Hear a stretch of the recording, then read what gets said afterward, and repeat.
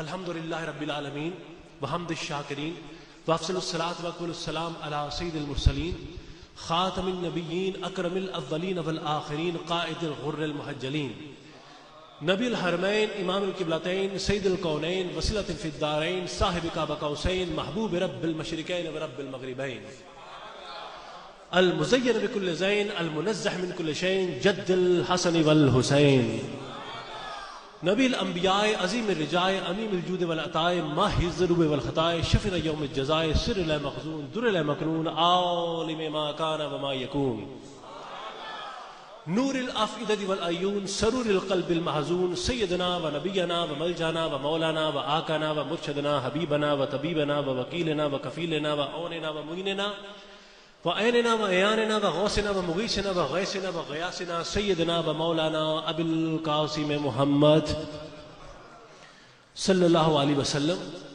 نبی المبعوث رحمۃ للعالمین وعلی آلہ الطیبین الطاہرین وازواجہ الطاہرات امہات المؤمنین واصحاب المکرمین المعظمین وعلی سائر اولیاء امتہ الاکاملین العارفین وعلماء ملت راشد المرشدین وعلیہم اجمعین برحمتک رب العالمین یا ارحم الراحمین اما بعد فاعوذ باللہ من الشیطان الرجیم بسم اللہ الرحمن الرحیم ما کان محمد ابا احد من رجالکم ولکن رسول اللہ وخاتم النبیین وکان اللہ بکل شیء علیما ان اللہ وملائکتہ یصلون علی النبی یا ایھا الذین آمنوا صلوا علیہ وسلموا تسلیما صلوات.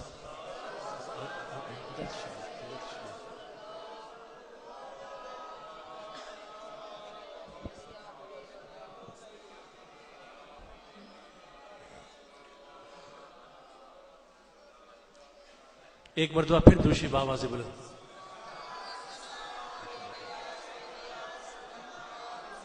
درود شریف پڑھیں.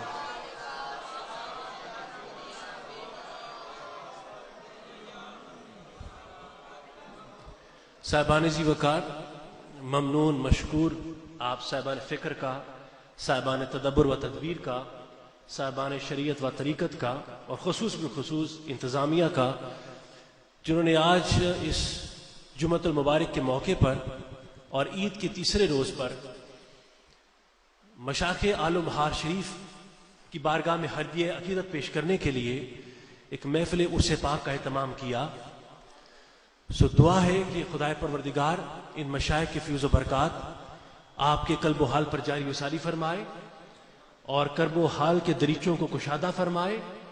اللہ تعالیٰ ان ایام مبارکہ کو آپ کے لیے مبارک فرمائے اور سدا آپ کے گھروں میں عید کی خوشیاں برستی رہیں اور وہاں پر اللہ کی رحمتیں اور خدا کی برکتیں اس انداز سے آپ کے گھر پر نازل ہوں کہ آپ کا چپا چپا گوشہ گوشہ اسی کریمی سے جگمگا اٹھے اور مصطفیٰ کریم کی رحمتوں کا سایہ بھی خدائے پروردگار آپ کے سروں پر سلامت رکھے.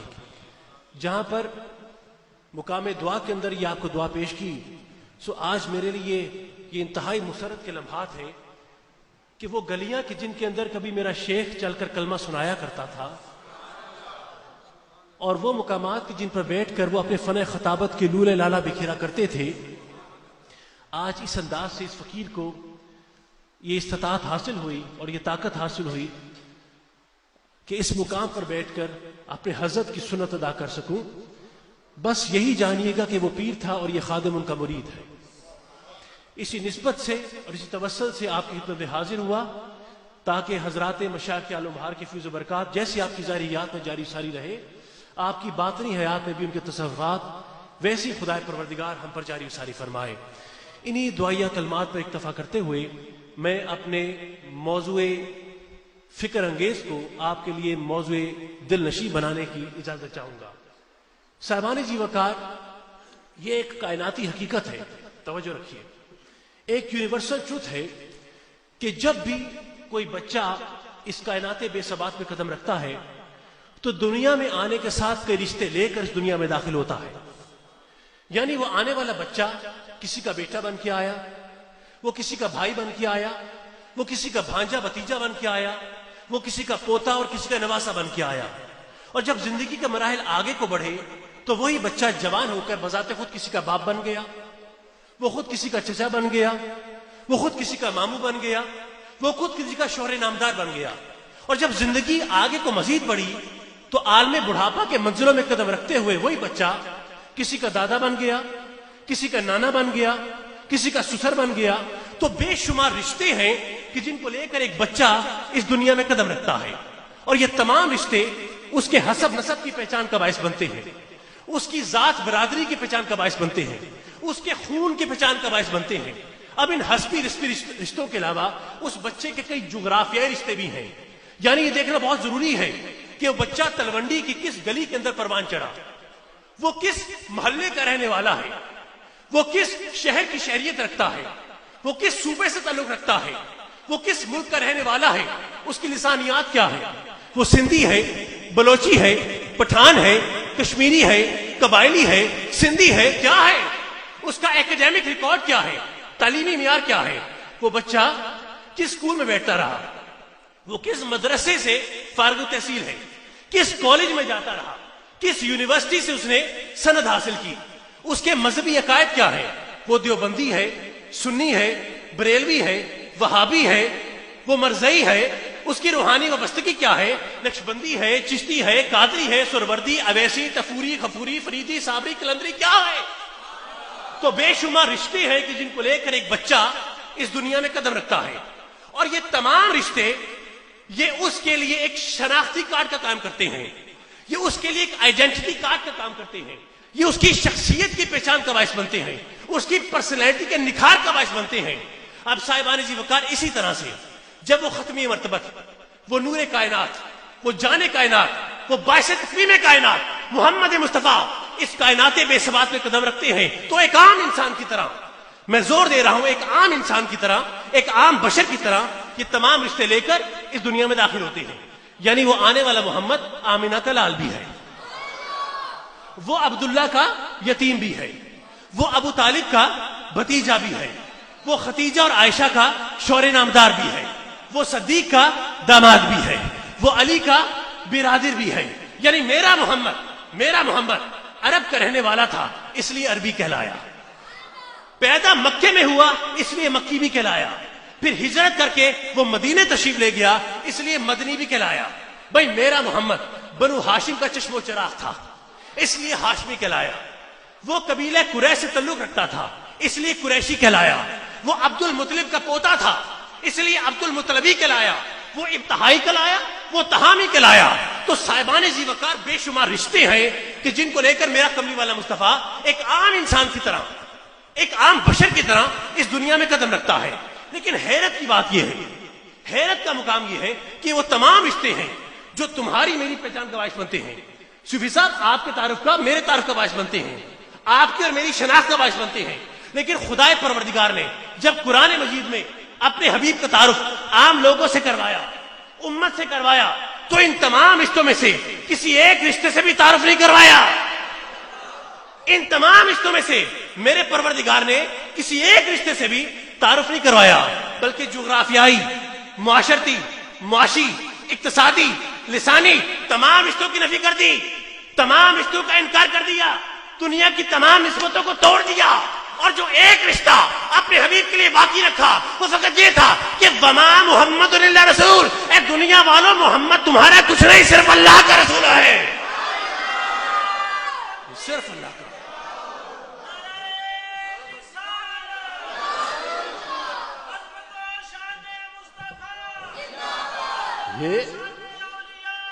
وما محمد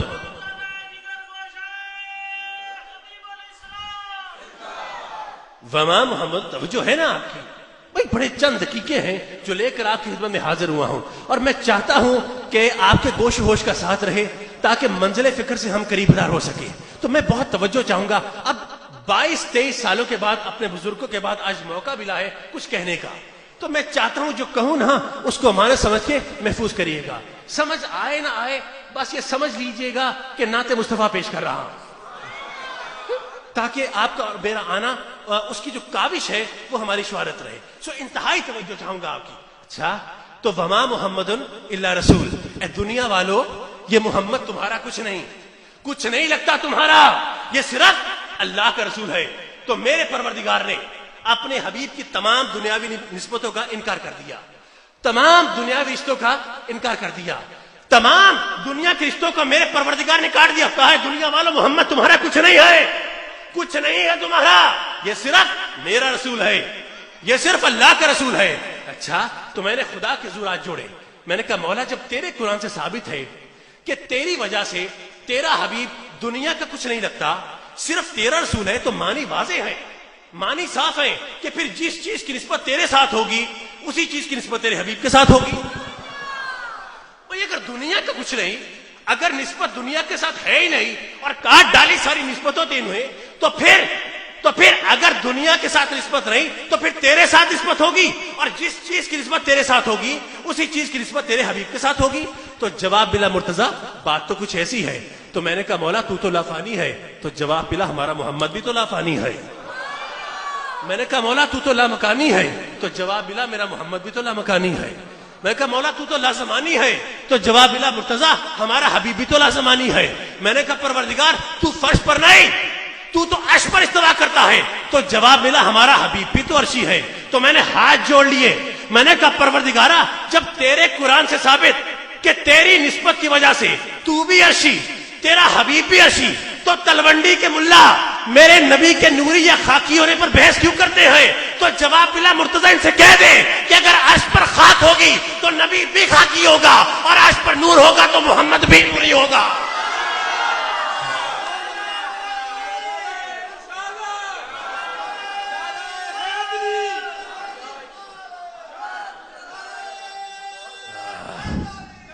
بات سیدھی سی ہے، بات واضح ہے بھائی، بات واضح ہے. توجہ ہے نا آپ کی؟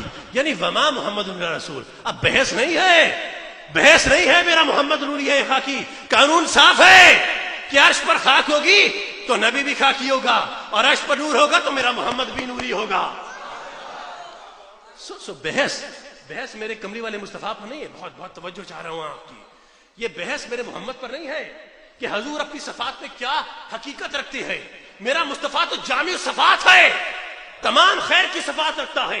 میرا محمد فرشی بھی ہے، عرشی بھی ہے. میرا مصطفیٰ بشری بھی ہے، نوری بھی ہے. حضور تو اپنی ذات کے اندر تمام صفات رکھتے ہیں. ہر اچھی صفت میرے مصطفیٰ میں موجود ہے. اور حضور کے ختم نبوت کی شان یہ ہے کہ جتنی خیر کی صفات ہیں وہ تمام کی تمام میرے مصطفیٰ میں موجود ہے. صاحبان جی وقار، بحث میرے محمد پہ مت کرو، حضور پہ مت کرو کہ حضور کی حقیقت کیا ہے. اگر بحث کرنی ہے تو اس آنکھ پر کرو جو میں مصطفیٰ کو دیکھتی ہے. بحث حضور پر نہیں. ظاہر کی آنکھ سے نہ تماشا کرے کوئی، ہو دیکھنا تو دیدہ دلوا کرے کوئی. بحث میرے مصطفیٰ میں مت کرو کہ حضور کیا ہے. بحث کرنی ہے تو اس آنکھ پر کرو جو میرے مصطفیٰ کو دیکھتی ہے. ظاہری سی بات ہے، جیسی آنکھ ہوگی ویسا میرا نبی نظر آئے گا. بھئی آنکھ فانی ہوگی، مصطفیٰ بھی فانی نظر آئے گا. آنکھ لا فانی ہوگی، میرا محمد بھی لا فانی نظر آئے گا. آنکھ فرشی ہوگی، میرا محمد بھی فرشی نظر آئے گا. آنکھ عرشی ہوگی، میرا محمد بھی عرشی نظر آئے گا. آنکھ خاکی ہوگی، مصطفیٰ بھی خاکی نظر آئے گا. آنکھ نوری ہوگی، میرا محمد بھی نوری نظر آئے گا. آنکھ ابو جہل کی ہوگی تو صرف ابن عبداللہ نظر آئے گا، اور آنکھ ابو بکر کی ہوگی تو مصطفیٰ کل کا کل وجہ اللہ نظر آئے گا.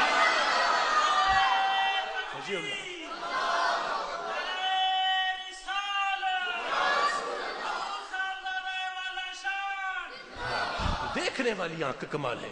سفیان باصفا اہل تلونڈی، دیکھنے والی آنکھ کا کمال ہے کہ میرے مصطفیٰ کو دیکھتی کیسے ہے.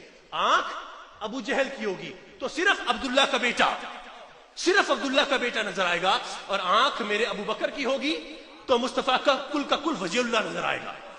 اللہ کا چہرہ نظر آئے گا. پھر کبھی عین اللہ نظر آئے گا، پھر کبھی ید اللہ نظر آئے گا، پھر کبھی روح اللہ نظر آئے گا، پھر کبھی نور اللہ نظر آئے گا، اور کبھی خدا پروردگار کی مکمل صفات کا آئینہ دار نظر آئے گا.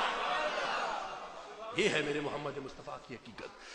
اب صاحبان جی وقار، حضرت امام قرطبی ایک بہت جلیل القدر امام گزرے ہیں، فقیہ امام گزرے ہیں. آپ فرماتے ہیں کہ میرے پروردگار نے، توجہ ہے نا آپ کی، میرے پروردگار نے ابھی اپنے حبیب کے رخ انور پر سے لباس مجاز کو مکمل طور پر اٹھایا نہ تھا، اور حضور کے نور کو مکمل طور پر عیاں نہ کیا تھا. اور مولانا روم تو فرماتے ہیں کہ 700 پردوں میں چھپا کر حضور کے نور کو بھیجا. فرماتے ہیں کہ اس کے باوجود صحابہ کرام کا عالم یہ ہوتا تھا کہ میرے مصطفیٰ کی بارگاہ میں بیٹھ کر زیادہ دیر تک حضور کے چہرے کی طرف ٹکٹکی باندھ کر نہیں دیکھ سکتے تھے. ان کی آنکھیں چھدیا جاتی تھی. حضور کے چہرے سے حضور کا نور چھن چھن کے برستا تھا. اور صحابہ کرام جلیل القدر صحابہ کرام ان کی آنکھیں چدیا جاتی. وہ زیادہ دیر تک میرے مصطفیٰ کے نور کی تاب نہ لا سکتے تھے. آنکھوں کو دائیں بائیں کر لیتے تھے یا جھپکا لیتے تھے, جھکا لیتے تھے, لیکن چہرہ انور مصطفیٰ کی طرف وہ زیادہ دیر تک دیکھ نہ پاتے تھے. تو امام قرطبی فرماتے ہیں کہ اگر جلیل القدر صحابہ کرام کا یہ عالم تھا کہ وہ حضور کے چہرے کی طرف زیادہ دیر تک دیکھ نہیں سکتے تھے, تو فرماتے ہیں کہ میرا مصطفیٰ اپنے رخ انور پر سے لباس بشری کو اتار کر آ جاتا, لباس مجاز کو اتار کر آ جاتا, تو فرماتے ہیں کہ مکے کے کافروں اور مشرکین کا وہ حال ہونا تھا کہ جو موسیٰ کی قوم کا طور پر ہو گیا. ساری کی ساری قوم خکستر ہو کے گر گئی, موسیٰ خود بے ہوش ہو کے گر گئے. اسی لیے میرے پروردگار نے اپنے حبیب کے رخ انور پر لباس بشری کو چڑھا کر بھیجا, اس نوری حقیقت کو لباس محمد میں چھپا کر بھیجا. آپ کہیں گے شاہ صاحب یہ تو انداز بیان ہے, یہ تو انداز تکلم ہے, روانی زبان سے اور شوخی خطابت سے آپ ہمیں مروب کرنے کی کوشش کرتے ہو, منبر پر اچھلتے ہو, دائیں بائیں ہوتے ہو, اور جوش کے ذریعے, جذبات کے ذریعے آپ اپنی بات کو منوانے کی کوشش کرتے ہو.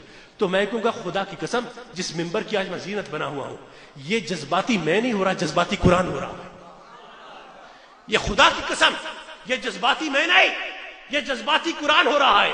میں نے تو فقط شرح کو آپ کے سامنے پیش کیا, میں نے فقط تفسیر کو آپ کے سامنے پیش کیا. آیت تو میں پیش کر رہا ہوں کیونکہ یہ میرے الفاظ نہیں ہیں کہ دیکھنے والی آپ کا کمال ہے, یہ قرآن مجید کے الفاظ ہیں, یہ خدا کی زبان بول رہی ہے, اللہ کی بولتی کتاب کے الفاظ ہیں. جاؤ جا کے دیکھنا, میرے پروردگار نے فرمایا کہ وَتَرَاهُمْ يَنْظُرُونَ إِلَيْكَ وَهُمْ لَا يُبْصِرُونَ, کہ حبیب یہ جو کافر لوگ آنکھیں پھاڑ پھاڑ کر تجھے دیکھتے ہیں, تیرا جائزہ لیتے ہیں, تیرے دائیں بائیں ہوتے ہیں, لا یبصرون, بے بصیرت ہیں, اندھے ہیں, جاہل ہیں, حبیب پہچان نہیں رہے کہ تو اندر سے کیا ہے, یہ پہچان نہیں رہے.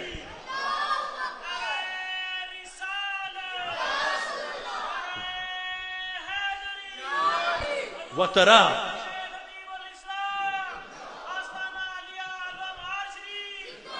وَتَرَاهُمْ يَنْظُرُونَ إِلَيْكَ وَهُمْ لَا يُبْصِرُونَ, کہ حبیب یہ جو کافر لوگ دائیں بائیں ہو کر تجھے پرکھتے ہیں, آزمائش کی نگاہ سے تجھے دیکھتے ہیں, تیرا جائزہ لیتے ہیں, آگے پیچھے ہو کے تجھے گھورتے ہیں, ٹٹولتے ہیں, اندھے ہیں, جاہل ہیں, بیوقوف ہیں, کم ظرف ہیں, حبیب پہچان نہیں رہے کہ تو اندر سے کیا ہے.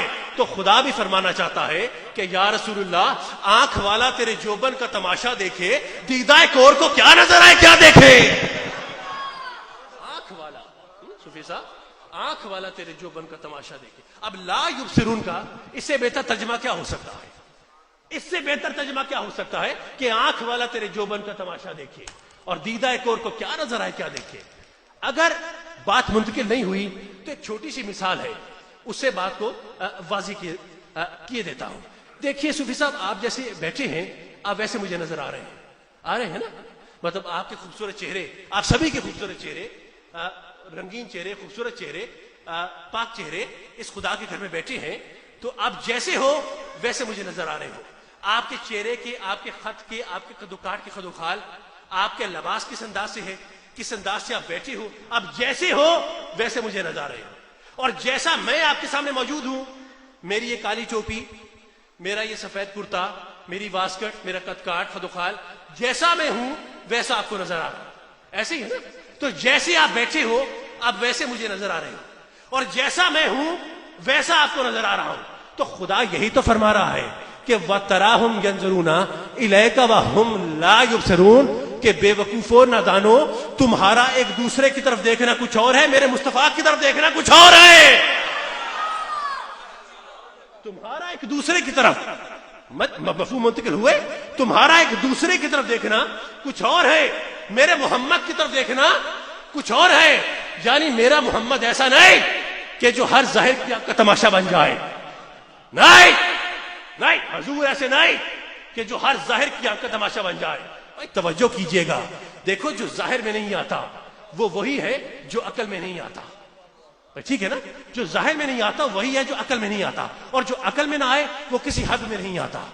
اور جو حد میں نہ آئے وہی لامحدود ہے، اور جو لامحدود ہے اسی کا وجود ہے، اور جس کا وجود ہے اسی کا شہود ہے، اور جس کا شہود ہے اسی کا ظہور ہے، اور جس کا ظہور ہے اسی کا نور ہے، اور جس کا نور ہے سو اس کے بارے میں عارف کھڑی پکار اٹھے کہ کرسی عرش نہ لوح قلم سی تے نہ سورج چند ستارے، وہ تاوی نور محمد والا دیندا سی لشکار، تاوی نور محمد والا۔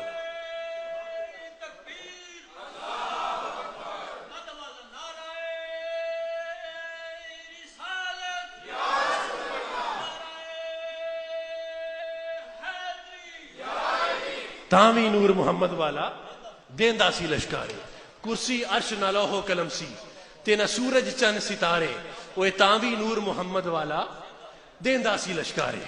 اچھا اب صاحبان جی وقار، جب میں نے یہ عارف کھڑی کا شعر پڑھا نا تو عالم تصور کے اندر جب میں نے یہ کہا نا کہ تاوی نور محمد والا، کیا کہا سب بولو، تاوی نور محمد والا دیندا سی لشکارے، جب میں نے یہ شعر پڑھا نا تو آپ کے تلونڈی کے ملا نے، جب میں ملا کہوں نا تو سمجھ جائیے گا، ہم جو بیٹھے ہیں نا ہم صوفی ہوتے ہیں، ٹھیک، اپنے پیر و مرشد کی نگاہ سے ہم صوفی کہلاتے ہیں۔ جب میں ملا کی بات کروں، اس راز سے واقف ہے نہ ملا نہ فقیر، مسلمان سے پوشیدہ ہے مسلمان کا مقام، قوم کیا ہے، قوموں کی امامت کیا ہے، کیا جانے بیچارے یہ 2 رکعت کے امام۔ سو جب میں ملا کی بات کروں تو سمجھ جائیے گا، ہمیں اپنے مرشد کے صدقے میں مقام تصوف کے اندر صوفی کا لقب ملا ہے۔ سو بہتر ہے کہ ہمیں اس انداز سے خطاب کیا جائے کہ بلا ٹھیک ہے نا، میں ٹھیک کہہ رہا ہوں، سو اس کی تصدیق چاہتا ہوں میں۔ تو جب میں ملا کہوں تو آپ کو بات کو سمجھ جائیے گا۔ عالم تصور کے اندر جب ہم نے عارف کھڑی کا شعر پڑھا نا تو آپ کے اس تلونڈی کے ملا نے ہمیں روک لیا، اس لو لے جو دروشی پڑھیے سب آواز بلند۔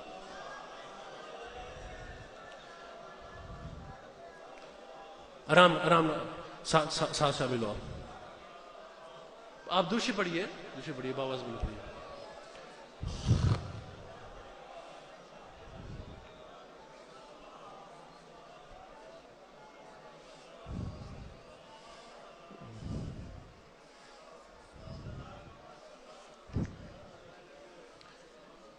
جی توجہ ہے آپ کی، اپنے توجہات کا ثبوت دینے کے لیے ایک مرتبہ پھر میرے نبی و نبی آہار پر درود پڑھیے۔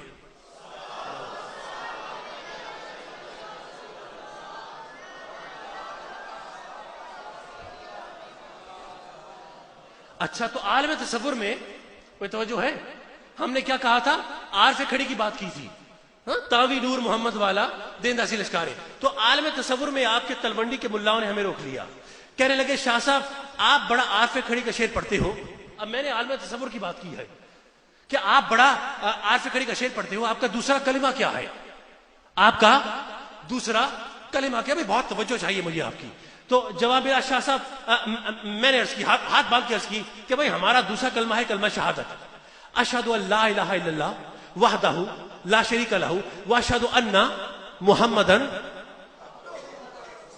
ابھی عبدہ پر آیا تھا اور رسولہ کی بات بھی نہ کی تھی کہ ملا نے ہمیں روک لیا۔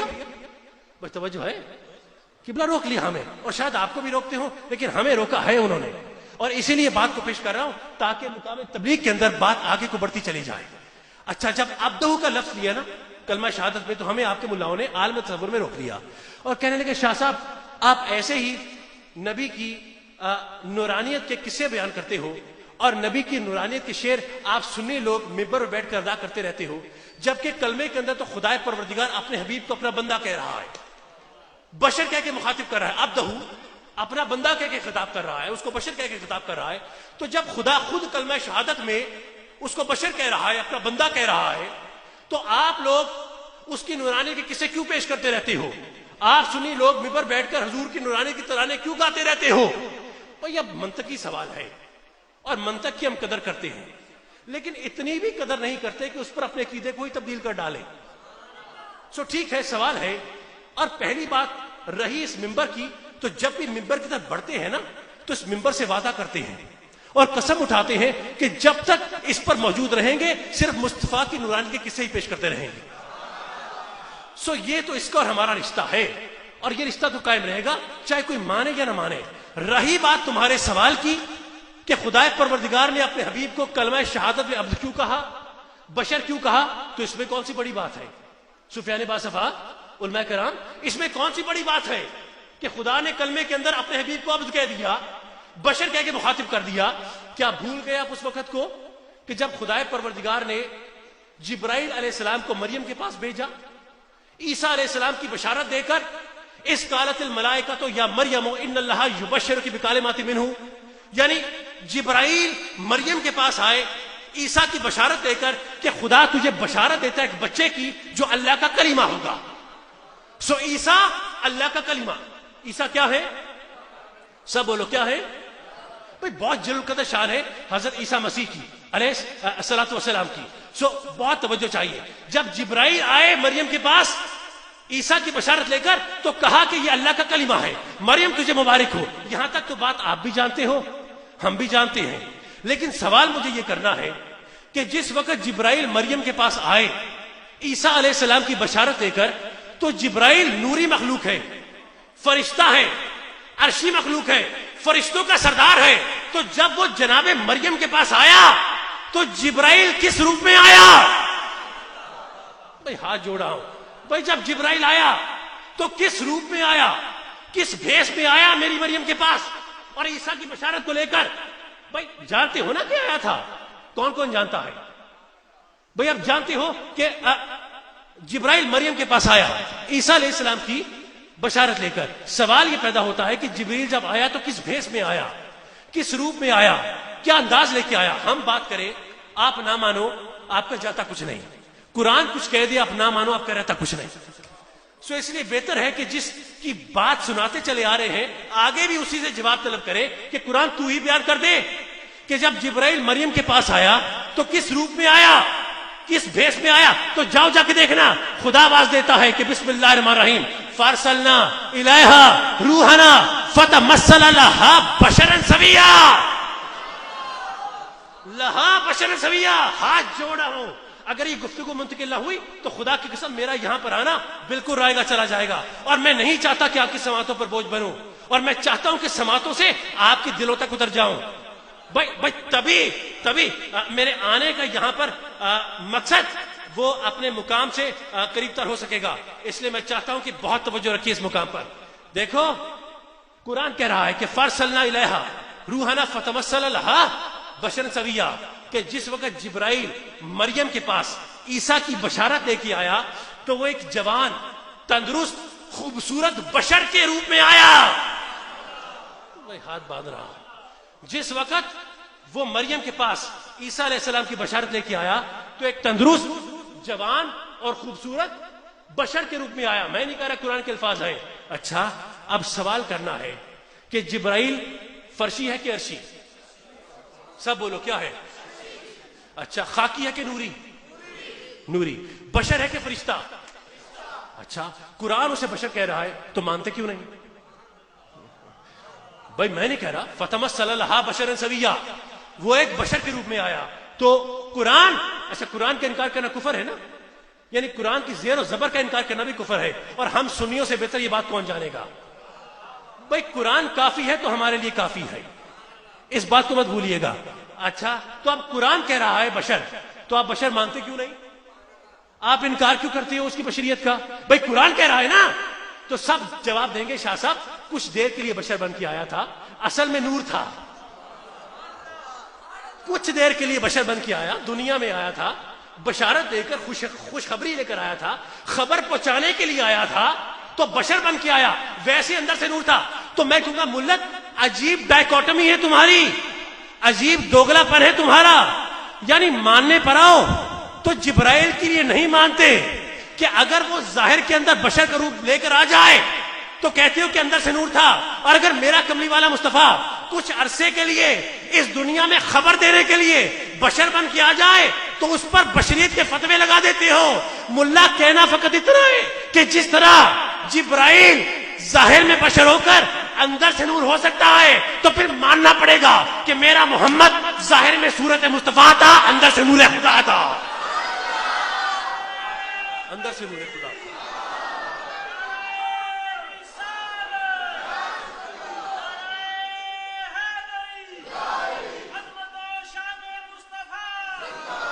حیرت ہوتی ہے.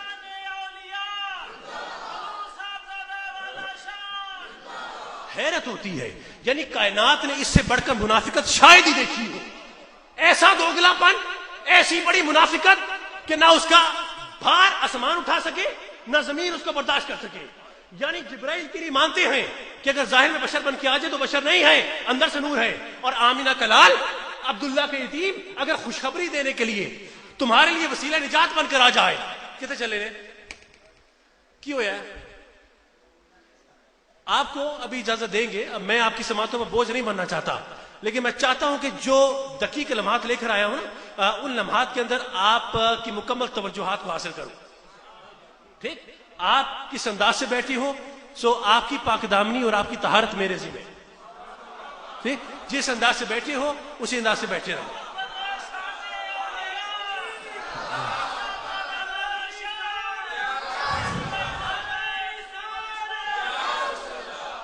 اچھا توجہ ہے آپ کی. یعنی اتنی بڑی منافقت کہ میرے مصطفیٰ کے لیے نہیں مانتے کہ اگر حضور ظاہر میں بشر بن کے آ جائیں تو وہ اندر سے نور خدا نہیں ہو سکتے، وہ خدا کی تجلیات کا مظہر نہیں ہو سکتے. اچھا تو کم از کم اس مقام پر آنے کے بعد اب تو ہمیں کوئی نہیں روکے گا کہ تاوی نور محمد والا دیندہ سی لشکارے. اب تو ہم یہ نعتیں پڑھ سکتے ہیں نا، اور کوئی مانے نہ مانے، پھول کی پتی سے کٹ سکتا ہے ہیرے کا جگر، پر مرد نادا پر کلام نرم و نازک بے اثر. سو ان کے آگے بین بجانے کا کوئی فائدہ نہیں. سو ہم نے مصطفیٰ کی بات کرنی ہے اور مصطفیٰ کی زلفوں کی بات کرنی ہے. تو وَتَرَاهُمْ يَنْظُرُونَ إِلَيْكَ وَهُمْ لَا يُبْصِرُونَ. دیکھو اگر بات مشکل ہو، دقیق ہو، اگر ذہنوں پر بوجھ بن رہی ہو، تو اس کو اگر حقائق کا سہارا مل جائے یا تمثیل کا سہارا مل جائے تو عقل انسانی کو خطاب کرنے میں بہت آسانی ہوتی ہے. اور مولانا روم اس کے بہت ماہر ہیں، مولانا روم اس کے بہت ماہر ہیں. اس لیے آپ کو جو سادہ ذہن رکھتے ہیں، سادہ مزاج رکھتے ہیں، ان کو بات سمجھانے کے لیے وہ ایک حقائق کا سہارا لیتے ہیں. فرماتے ہیں کہ ایک مرتبہ ایک شخص کہیں سے ایک اعلیٰ نسل کی مینا خرید لایا. مینا جانتے ہو نا، اچھی نسل کی مینا. آپ جانتے ہو مینا اچھی نسل کی ہو تو انسان کی بولی سکھائی جائے تو فوراً سیکھ لیتی ہے، اور انسان کے پیچھے فر بولنا شروع کر دیتی ہے، اور انسان کی بولی کو سمجھتی بھی ہے. اچھی نسل کی مینا اگر ہو تو وہ شخص بازار سے ایک اچھی نسل کی مینا خرید لایا. اس کو گھر میں لا کر اس کو دانا پانی ڈال کر اس کی خدمت کر کے اس کو سدھارنے کی کوشش کرتا ہے، اس کو اپنی بولی سکھلانے کی کوشش کرتا ہے. لیکن مینا ہے کہ وہ خوف زدہ ہو گئی. توجہ رکھیے، بہت توجہ. مولانا فرما رہے ہیں کہ مینا خوف زدہ ہو گئی. وہ اس شخص سے ڈر گئی اور اس حال میں خوف کے اندر وہ اس کی بولی نہ سیکھتی تھی. وہ سمجھی کہ یہ کون غیر ذات والا میرے سامنے آ گیا. میں تو مینا ہوں، یہ تو بشر ہے. میں تو پرندہ ہوں، یہ تو انسان ہے. یہ تو مجھ جیسا نہیں ہے، یہ تو مجھ جیسا نہیں ہے. یہ تو اور ہے، میں اور ہوں. یہ میری ذات والا نہیں ہے، یہ میری برادری والا نہیں ہے، یہ میری جنس والا نہیں ہے. سو جب غیر برادری والے کو دیکھا، غیر جنس والے کو دیکھا تو میں نہ خوف زدہ ہو گئی. اور اس حال میں خوف میں نہ کھاتی ہے، نہ پیتی ہے، نہ اس کی بولی سیکھتی ہے. اور وہ شخص بڑا پریشان ہوا اور بہت اداس ہوا. اسی اسنا میں اس کا ایک دوست سے ملنے آیا. جب اس نے اپنے دوست کو پریشان دیکھا تو وجہ پوچھی. اس نے کہا میں مینا خرید کے لایا ہوں، اب اس کو بولی سکھاتا ہوں پر یہ خوف زدہ ہو گئی، یہ میری بولی سیکھتی نہیں ہے. تو اس کا دوست ایک دانا شخص تھا، ایک عقل مند شخص تھا. وہ سمجھ گیا معاملہ کیا ہے. اس نے کہا میرے دوست، میرے پاس ایک تجویز ہے، اگر تو میری تجویز پر عمل کرے تو تیری پریشانی فوراً دور ہو جائے گی. اس نے کہا اپنی تجویز بیان کر. اس نے کہا میری تجویز کے تحت تو ذرا بازار چلا جا، تو ذرا بازار چلا جا، وہاں سے ایک آئینہ خرید لا، ایک شیشہ خرید لا. اس آئینے کو مینا کے سامنے لا، خود آئینے کے پیچھے چھپ جا، وہاں سے اسے اپنی بولی سکھلا اور پھر مجھے بتلا.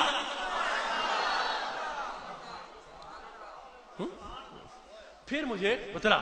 وہ شخص بازار گیا، وہاں سے اچھی قسم کا آئینہ شیشہ جس میں عکس دیکھا جاتا ہے وہ خرید کر لایا. اس نے اسے مینا کے سامنے رکھ دیا، خود وہ آئینے کے پیچھے چھپ گیا. اب جب مینا نے آئینے میں اپنا ہی عکس دیکھا تو مینا کو لگا کہ جیسی کوئی اس کی ہمجولی مینا آ گئی، اس کی سہیلی مینا آ گئی، اس کی ذات برادری والی مینا اس کے سامنے آ گئی. تو جب اپنی جیسی مینا کو دیکھا تو مینا کا خوف دور ہو گیا. مینا چہکنے لگی، مینا پھدکنے لگی، وہ کودنے لگی. اس نے دانا پانی کھانا بھی شروع کر دیا. تو جیسی خوف اترا تو وہ شخص جو آئینے کے پیچھے بیٹھا تھا اس نے وہاں سے بولنا شروع کر دیا.